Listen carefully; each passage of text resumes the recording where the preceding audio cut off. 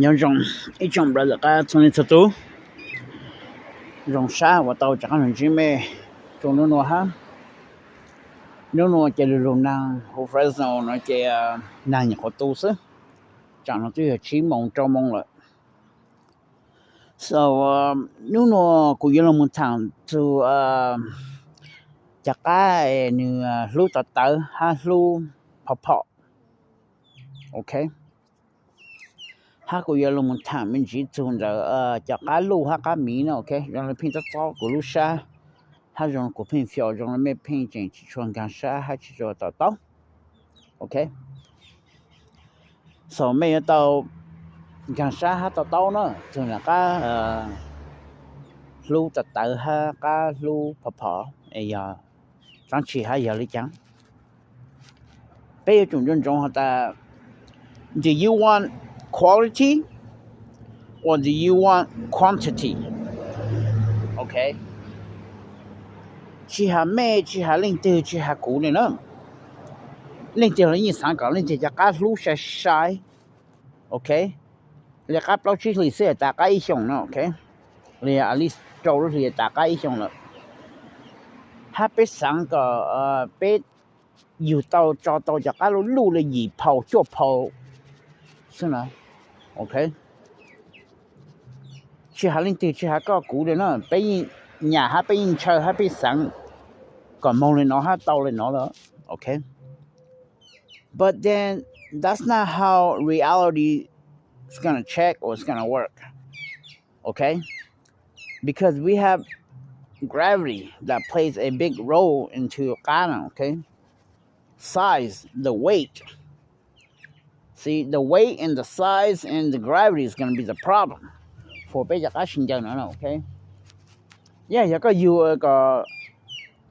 Totono ha or business. How you size my yes. Nitila Kula Yin Sango Gutao Jakalu ha, you Jakaka, Lucia Shai ha. 这个去摸了，古摸多那古东家什么？你这古不啷什么 ？OK？ 不被种种的被有干了，被有个到快里，还被有这么新疆呢 ？OK？ 个被人被到广东被呢，个被当去摸了，还个被龙沙被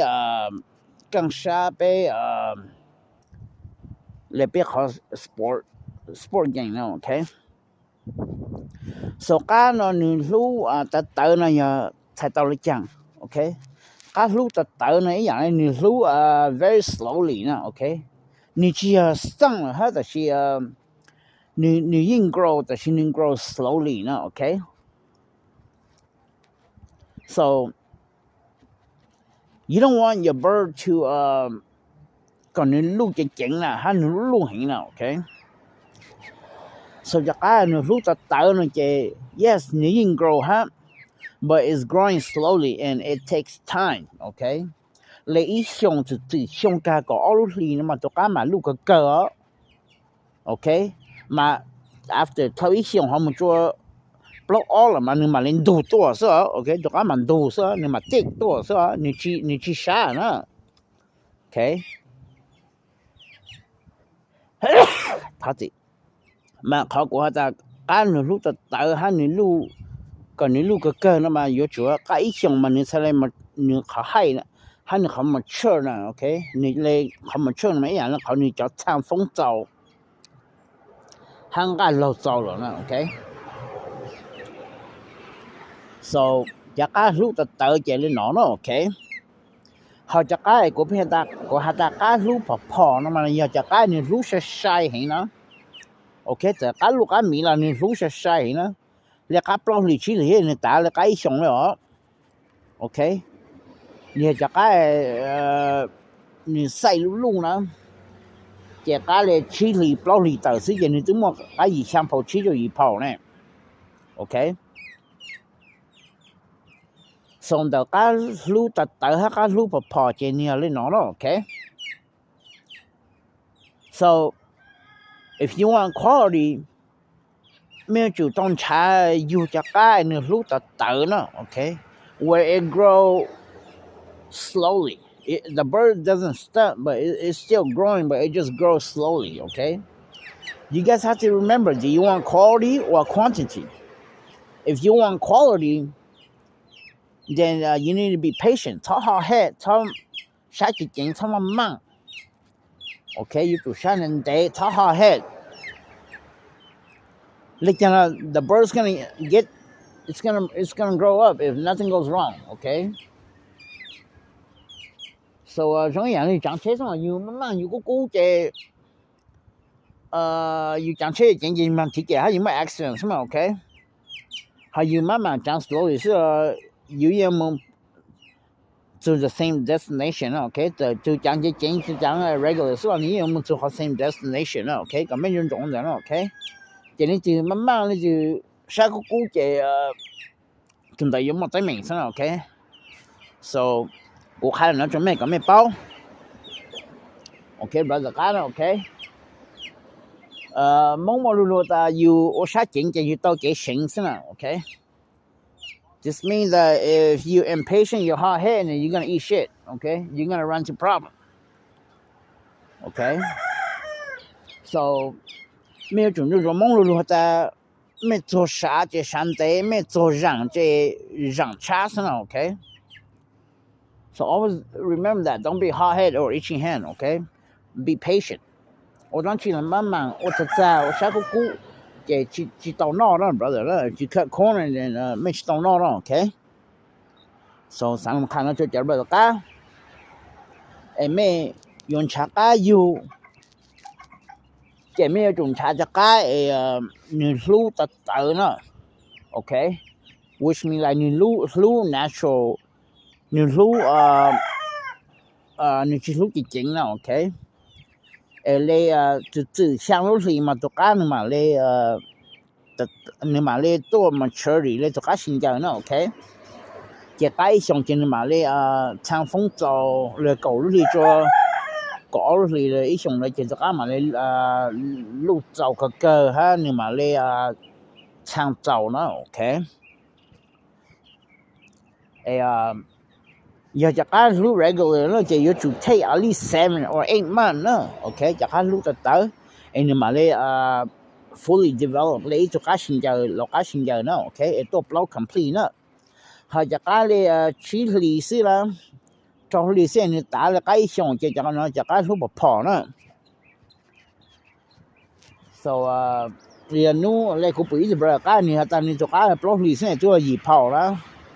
我家就假設用就去考了呢，你路塞考呢 ，OK？ 就後面補進了考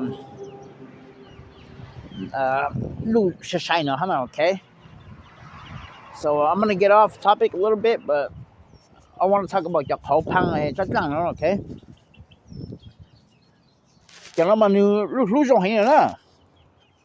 這個公眾沒談嘛，沒下覺得 is 26 to 28% protein。OK mà chắc không mà con chim bút cho chua rồi hồ nè cho họ cũng bro mà phi này chắc á cũng mà phi cũng bro chắc tôi lúc mà gọi từ mio baby tôi này là you know the backyard cũng tao bưởi chắc á cổ po lu này nè you know tôi lúc mà gọi từ mio giao từ baby mà nè you know so 也没有用 barrel 没有烤的没有煮 make sure 没有就好多脏的呢他就漂了你咪爱着就好多脏了就那么 protein 中哈不做错着呢就个路中不做一个 hormone growth 个你路chan人好晒呢 OK 他个就做没看过的不做我fish oil 中了 omega 3 acid 呢OK 就 fish oil 即我做cá做hình hát cá lu sa hình so mình有一表那个月的每年就是 share auction 呢在最美讲 share auction 不摸一表就叫了 so make sure 没有考就表也没有就那是没事就来其中了 OK 就来嘛要考就该说就漂亮就该说不就摸一表就叫了一叫去了 so 上看了准备了 OK để cả mấy hạt bao mấy vụ nó chơi đi tàu sang nắng ít bữa chơi đi tàu sang nắng chỉ cho phao chơi giờ mấy mình đi vài họ chơi ít nắng nhiều khó có rồi là thế này 好妹妹来到 Kelly Free Story 一两天能够记录来也就好多其中不讲了嘞也没印度呢没有一边了 OK so 怎么嘛穷 but he's all messed up 你真的怪工作来当给你就种 breeding 是嘛穷这么一想就路不行动了 so back to 国华这边了 OKจะก็รู้แต่เตอฮะก็รู้พอเจเล่นเนาะโอเคส่วนไม่จะก็จะก็นี่รู้พอเลยรู้ใช้ๆตรงเจ here's the problem เพราะอ๋อเจนเตาฉลายอ๋อโอเคกูอีกหลายวิดีโอนู้ไม่สิบล้มคำเนี่ยแต่ก็มากูหายอีกใช้มาจะก็เพราะอีมันอยากก็จะชิวจังเพราะอ๋อเจนกันจังใช่ไหมโอเค that's your problemก็จุดต่อเป้าจุดก็จอมปรีก็จอมปลาไหลก็จักการโอเคจะให้สักการมาปลาอินเตาไหลแต่สิปลาอันเตาฉลายI tell you why because ปลาอินนี่จริงชิตอนนี่ตู้นึงดูนะโอเคฮะก็จะการจะใส่ลุงนะจะหยิบเผานะฮะหรือจุดเผานะเจ้ปลาอ้อลุงมันจะนึงเตาฉลายจะขอนี่ปลาอ้อจะนึงดูกันนะเจ้นี่ลุฮะนะนี่ก็หยิบเผาชี้หรือจุดเผาจะนึงยังจะนึงเตาฉลายเนี่ยฮะนี่จะก็รู้พอเลยกว่าฮะนะรู้ใช่ๆนะเจ้ปลาอีสิจะนี่จุดตรงจะกับปลาอ้อนะเจ้ปลาอ้อจะนี่จุดตรงจะกับปลาหงนะจะนึงเตาฉลายนะโอเคThat's the main problem. And the other problem is that ไม่มั่วสันชั่วนะถ้าปล่อยไม่มันเตาอย่าไม่มั่วสันชั่วไม่จะก้าวพอเอามาแล้วปล่อยอย่าปล่อยคนเตาฉลายใช่ไหมโอเค就好当时呢จะก้าว呢其中呢จะก้าวเท่าอีนะ其中จะก้าวเลย under the year 2000 under นะโอเคจะ当时呢干到赔干到我妈被我สันชั่วจะก็สัน一下ให้จะก้าวพอเลยใช่ไหม干到应该但ให้จะก้าวพอเลยใช่ไหมโอเคSo ko sang date bro have verify ค่าเนาะจุก็ไม่เป้าเนาะโอเคอย่าวิจะไม่กับปลาออนตอฉลายเนาะโอเคถ้าอีมันไม่สักการมันอยู่จบสิช่วงหาปลาออนมันตอไหลอ๋อจุเขาไปสิเป้าแล้วการนี่สิต้องมาเชิญนะโอเคเจอิมโตนี่ปลาอีสนี่จริงต้องมาเชิญยังไม่สิปูนเขา full potential นะโอเคบ่อยู่สิก็จุลีก็ที่มาไม่ปูนเขา full potential นะโอเค看到จะไม่เป้าSo that's the kind of problem that you're going to run into, okay? อยากจะการรู้พอไม่ต้องการนี่เราใช้ๆนะโอเคตัวนี้มันเชื่อใช้ๆเจ้านี่ปล่อย用意นะไม่ต้องอย่าง控制去 cheap นะเจ้านี่ปล่อย用意นะโอเคอย่างที่ quality 这种几เจ้านี่ last longer 这种东西นะโอเคเจ้าจะการรู้แต่ละนึงรู้ก็ติ้ง但是有你进不all你进 play light 要你说จะการมันบ่เต็ม人多了 OK 还你จะ参有风的招还有用的招来他们杀那 OK 看那个面包呢还没จะการรู้บ่พอจะนี่ตู้รู้จะตาเลยจะการปลออเนี่ยฉันนึกว่าก็ที่ละใกล้ชงเขานะ OK so ปลออจะนี่ตู้รงจะการปลอชงเนี่ย OK So ไม่ต้องมาใช้จนชินได้แล้วนะโอเคอย่ากูจะก้าอย่ารู้จะตรงนั้นอย่ากูจะอยู่แล้วโอเคจะขอเลยอย่ากูอยู่แล้วกูจน到ปลออีซะปลอกูชิน到เลยอ่ะ Okay so you have to know what you want and what you need and how you're going to play the game okay ไอ้ก็ไม่หาปลอมีอยู่หอกาจือ you know จะก้ารู้แต่เลยก้ารู้พอเลยจะก้าสไตล์แล้วเนาะก้าพม่าก้าพลักเกอร์Okay, you have to know what you want and what you need and how you're going to play the game, okay? In order to have the right breed, the right style, okay? 也没去报没家开模没有，那种的没有 chase 嘛，没啥子没有一路truck 呢，但是就是个没有那种 sport car， 这就 salesman 人在这上面也没有到了，都去后面啥了，也能播也没动枪是嘛。也没咱们两么晒车上面就是看有车没晒车人不车没可以用不能没不没个活也没有车也就这个没动墙上没才知道没帮好了也没动墙上嘛 OK 用到上 you have to know what you need what you want and how you gonna play the game okay and then when you know all that then you need to find the right car okay ตัวการจะ用车 okay You need to find the right engine and the right coupe ลูกเขานะ in order for it to work for your job okay ก็ของเกมนะ okay 至少在有你因为车冇好的是有一个 sports car 啦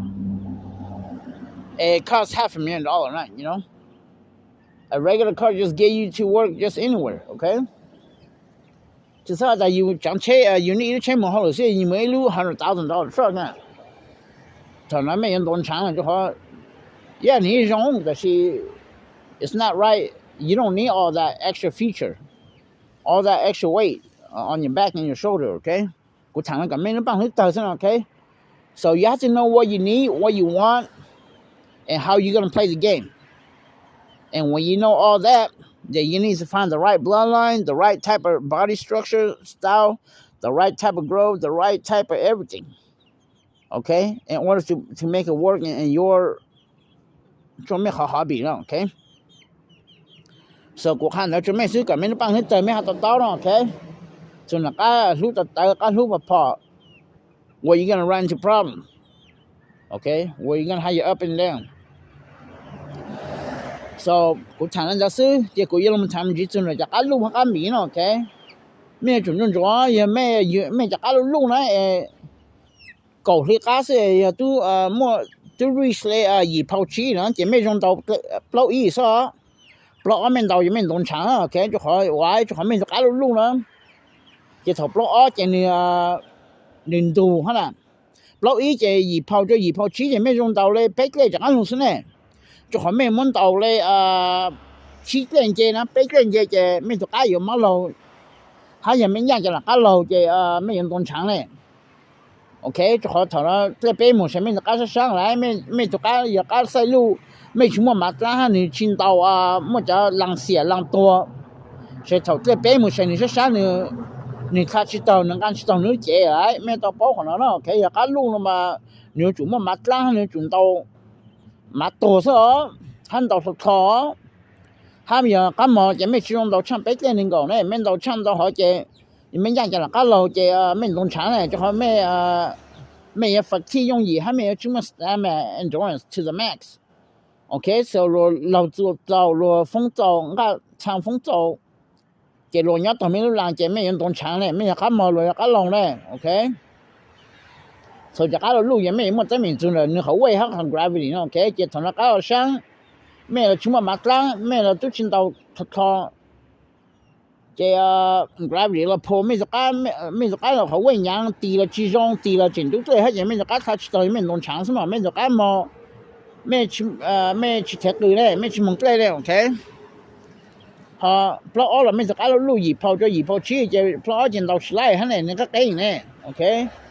他你路是啥就你路是啥就你要 retirement 啥呢 OK so กูสั่งทางแล้วก็ไม่หันกันซ้ายไม่หันต่อแต่ยังไม่จะไม่อยากเอาลูกน่าชิชดเตาจะขอไม่ยันจิตไม่จะเปล่าอีฮับเปล่าอ้อจะขออยากเอาลูกอีพอเปล่าอีเสียอีพอก่อนที่ตัวอีพอชี้นะจะไม่มันต่อกันเราไม่โดนช้างไม่โดนเราช่างไปเลยไม่โดนช้างจะขอนี่ใส่ลูกนี่จีชิจงนี่ไม่จีนทุกเลยล่ะนี่เราช่างล่ะนี่ชั่วมาตัวชั่วมาตั้ง you know นี่โดนเราช่างไปเลยนี่โดนช้าง这好呢 okay this all the problems you guys going to run into brother okay 那么没จะการ路那么没就 make sure 呢ไม่จง到ปล่อยอีซะอย่าจะอีพอก่อนที่เสียจะอีพอนะจะขอปล่อยอย่างนี้มองจะอีพอชี้จะพอนะถ้านี่ดูตัวอย่างนี้到起来นะถ้านี่จะการ路是啥จะปล่อยจะนี่就老ให้นะ okay จะ看呢就个没你帮你看干啥去当的การ路了头到我们这边是这样来干了上来地上都来还你地了其中跟你中间去到你他去到呢就好 weight is the problem the bigger you are the harder for you to fall or for somebody to fall 你做opponent นะ okay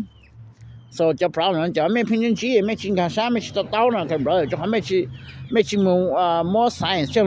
晒呢那样你好 weight 和 gravity 呢 okay 还你不more power 呢就好走干了路干上是It's hard to kill. It's hard to drop the other your opponent because they're big. Okay? 这股他谈的 hopefully 个没干啥没找到呢 OK? 好，这开讲明呢嘛，当人他们的是了个真了多就个生命呢个多容易呢 OK 你 penetrate 容易呢 OK 嘛个生命嘛你去说找呢你去说叫呢 OK 要人要 OK 他看到面到海嘛去说叫啊叫了叫到嘛叫了个一泡只还就泡个泡那么叫到是95% 叫到是呢也叫应该去是Unless 叫做cái ý做cái hay thầu nó OK cái hắn nào tàu nữa so của mất thằng mất khăn nó cho cái bro mẹ lúc bạn hiểu tờ từ là cái lúc tờ lúc mà po cái miếng cái lu nó OK mẹ chủ nên rồi mẹ cái lu mà có chủ cái super plugger sao hát ăn đầu chế saoแต่是有准到说喊到还在多到见到当到论准到 CPU 所以没喊到当就马浪是哦เขาจะก็มีไอเลยช่างเผาจะช่างเผาชี้อันเดียวช่างเผาช่างเผาเป๊ะจะเผาชี้ around จากนั้นจะไม่ช่วยจะก็นั่นจะก็ดาวตะหองดาวซะจะไม่ดาวที่ตั้งเสียโป้เลยอีเลยโอเคอยากก็ยังจะซื้อแบบพลักกันดาวช่วยจะก็เลยกูจะมาชงเลยก็พม่าเลยนั่นจะก็นะจะไม่โดนช้างจะมาชงไม่ตัวก็เส้นก็เส้นมีน่ะเลยช่างเผาช่างเผาเป๊ะจะกันรู้นะไม่จริงมั้งใช่ไม่โต就是พม่าแล้ว就พม่า人就高了 OK ไม่พม่า到了พม่า人就高要เนี่ยจะก็ใส่ลุยช่างผู้ชี้就อีพอยังไม่มัน到จะพลักกันไม่ตัว就落多จะไม่รู้เต็มเป้าชิวแล้วไม่รู้到人就高ชิวอีพลังไม่ gas out จะพลักกันมันโตให้จะอีพลังไม่รู้บริษัทดังเลยสินะ OK กูจะบอกว่าเวลาเราทำงานตลอดฮะแต่是กูจะมา recap ตัวฮะตรอเห็นจะเห็นจะกับเป็นวิดีโอใช้มาไปทางฮะกับไม่หันกันใช้ไม่ต่อจนก็จะก็รู้จะตายฮะพออันนี้รู้ natural ฮะนี่รู้ใช่จะก็มีไอจะก็รู้ก็ you have to know the difference okay how the size and the weight matters because if your bird's too big it's got to play different it's got to have super plucker or super sin.It's gonna have powerhouse. Okay, if your bird is small, you gotta have fast beak and free kick. You know, in order to work. Okay. So the more you up and down your flaws, they know, okay. ก็ไม่หันกันช้าไม่หันต่อยังไม่จะก้าใส่หมีเนาะไม่นี่จะปล้องลงเตาโอเคเอ็นตอนเราพม่าจะขอไว้จะขอยาเนื้อนี่ก็ใส่มีอันนี้ปลอกจะเจอนะเจนี่โทรจะปลอกกันนะอย่าจะปลอกกันลมตาเอาไปลุงยังจังจนลมไปเจนี่ชั่วโมงปลอกลมไถนี่เจนี่ตรงช้านะโอเค这是外面你有这个是人在上面我是洗这个洗米呢他你就不要弄到你们 protect 你的 body 呢 OK 他你在你不要弄到了你个洗米这弄到这不要这起了这招了你整看到呢 OK 但是呢你就不要弄到你个洗里碰这你是上这没么多这整个人到人家这你懂场哈 OK so you have to knowไม่จุดตาเป้าเลยเนาะโอเคไม่ตาเป้ามันบริหอกสไตล์ body type bloodline ปล้องตาเป้าจะก็อมมาแล้วก็free kick based on เนี่ย body structure เนี่ย weight เนี่ย size ไม่ตาเป้า play ไม่ก็หลอกก็มองไม่ play with around ซื้อจะหอกตัวกันยาจะหอนะโอเค so everything matters everything plays into it good brother ก็โอเคไอ้รงช่างตัวชุดเราจะกว่าตัวใช้กูจะวิโรนะโอเครงอย่างนั้นกูจะนอนนะตัวไปถึงดูจะดูยังมองจุดชี้ถึงดูจะอยากก้าวเหลียวไม่ใช่ไม่มีอันเนี่ยอย่างเขาลูกจอนจีนนะสิเนี่ยเขาจะก้าวถึงมาปล้องเหลียเนี่ยตัวถอยถึงดูเนี่ยดูยังมองจุดชี้เหลียเนี่ย you know ไอ้จะไม่มีอันนะสิเนี่ย so จะนั้นมันjob break line นั้นมันอยู่max out เลยช่างเผานะเท่านี้ตาการนี่ max เลยช่างเผาเลยช่างเผาช่างเผาเป็นนะเจ็บลองจะ这样你要เลยเจอีเผาเขาจะนั้นเจนี่ max out 也主要做เผาชี้了จะนั้นเลย in the high 6เจ็บลองจะนั้นมัน要เลยช่างเผาช่างเผาเป็นตั้งแต่真够 perfect 是นะ OK so 我能讲呢 OK hopefully 没个到国家记录呢没看到国家记录呢还没到处叫 fundamental 叫 theory 叫everything 过下呢 OK 俾埋你先知來個寫 OK 有種咩